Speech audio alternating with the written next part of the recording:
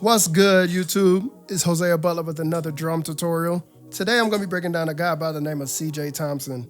If you're hip to any of the hip-hop, R&B, gospel, any of that urban drumming community, this guy's been blazing for a little minute now. So I went and grabbed a clip of him on YouTube playing with a church choir. I think it was Life Center Charlotte Church Choir. And there was a pattern he did in the middle that I could pick out. So I wanted to go ahead and show that to you guys today so you can implement it in your drumming. So let's go ahead and listen to it.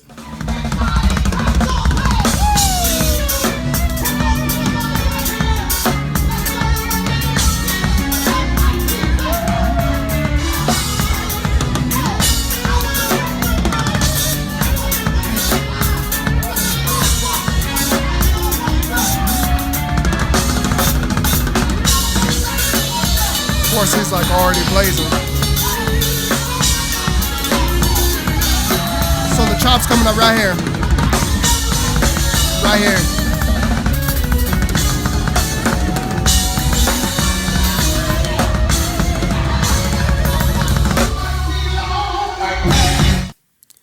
Cool. So that was the whole chop. I know it sounded complex and it was super fast, but I'm going to break it down. I'm going to show it to you, and then I'm going to show you my process of actually learning the chop. So maybe you can learn chops yourself like that. So like I said in my last video, one of the first things I do when I'm learning a particular chop is figure out what time signature it is. So in this particular song, it was 4/4. So that means there's 4 beats per measure. Pretty simple. The only thing is there wasn't a straight 2-4 backbeat on the snare, but there's still 4 beats per measure. So that's what we're going to go with. Second thing I like to do is figure out what subdivision the chop is being played in.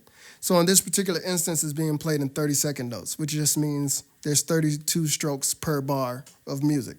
So what I'm going to do is I'm going to slow the groove way down, because I think it was like at 99 when they did it. We're going to slow it all the way down to 75, and then I'm going to play 30-second notes on the snare so you can hear how they should sound against that groove. I'm going to do that about 2 times, and then we'll proceed.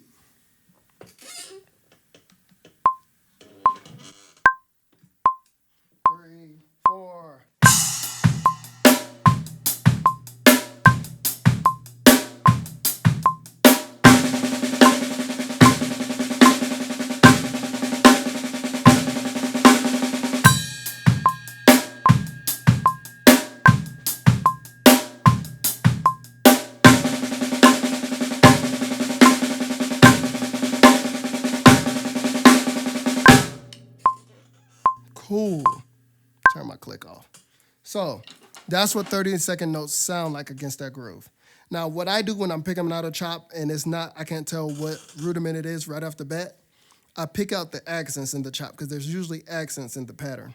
So in this particular situation, he did have accents. So I'm going to show you where they were. It was off of the ride cymbal and his kick. So I'm going to play that for you, just those accents after the groove, so you can hear how they sound over the pulse of the click. 1, 2, 3, 4.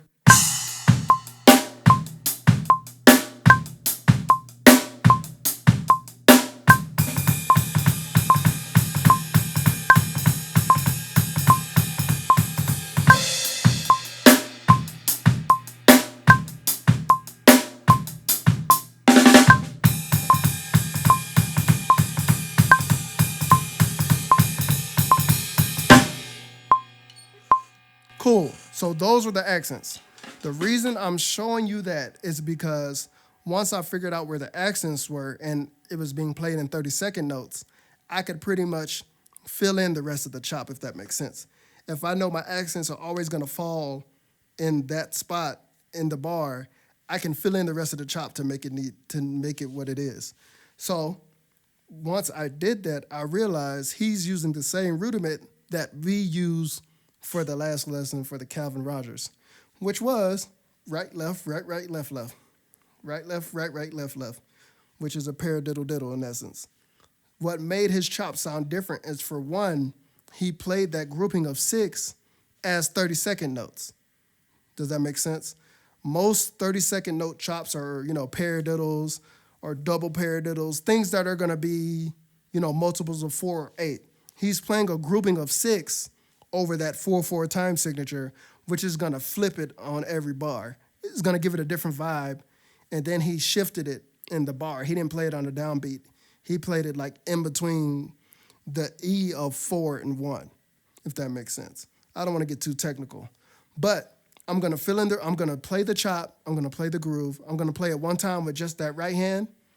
And then the next time we come to it, I'm going to fill in the left hand, and you'll see how I'm playing the same exact rudiment that we used for last week here, but because we're in 4/4, the vibe is different.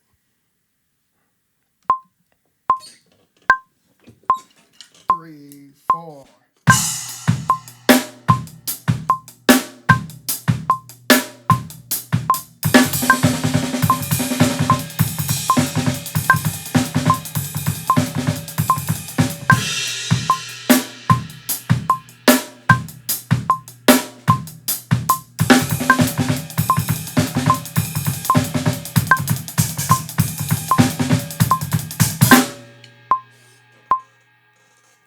So cool. Literally the same thing we played last week, just over our different time signature and played as a different subdivision. And I'll teach another lesson where I go over playing rudiment groupings that are in 6 as 30-second notes and playing paradiddles as triplets. It gives everything you do a different vibe. But that's another lesson for a different day. So I'm going to play some more over the click with that rudiment just so you can hear it. Then we'll speed it up to song tempo.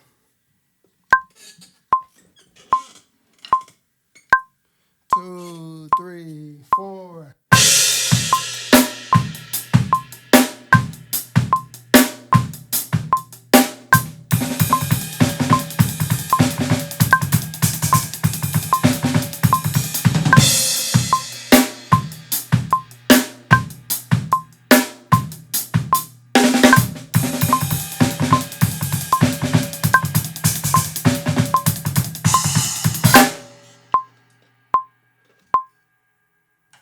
Does that make sense?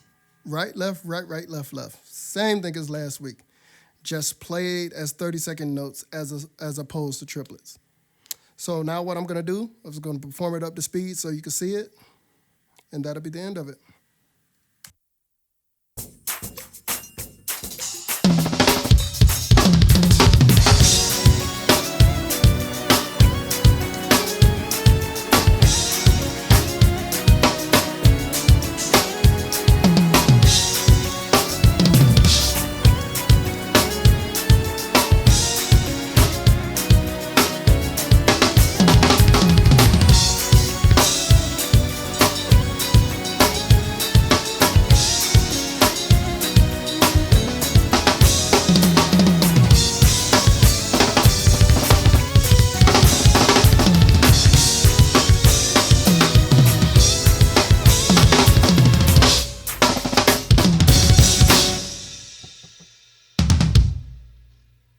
Hey guys, that concludes the whole CJ Thompson drum tutorial. Hope I can help you guys out. If you have any comments or questions, just leave them beneath me in the comment section. And remember guys, keep shedding. I'm out.